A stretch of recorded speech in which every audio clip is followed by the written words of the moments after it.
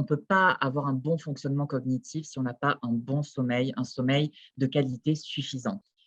Déjà, évidemment, vous avez toutes les recommandations d'hygiène du sommeil qui semblent simples, mais en fait, je vous assure que c'est loin d'être simple de les appliquer. Par exemple, on sait que le soir, il faut diminuer l'activité physique. Il faut abaisser aussi les sources lumineuses, essayer de se lever à la même heure.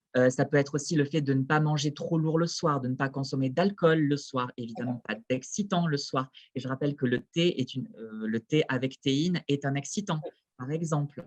Vous avez aussi la méditation dont on a parlé. Il y a aussi des techniques de relaxation qu'on peut mettre en place et qui peuvent être assez intéressantes. J'ai pas mal de patients qui utilisent ces méthodes-là et ça les aide à se rendormir, notamment quand il y a des réveils nocturnes.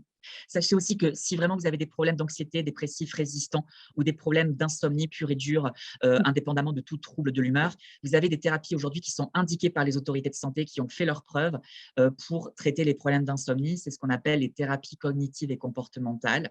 Dans certains cas, vous pouvez consulter votre médecin traitant pour parler de la mélatonine, qui est une substance qui est sécrétée par le cerveau naturellement et qu'on peut prendre en complément aujourd'hui pour favoriser l'endormissement ou le maintien dans le sommeil.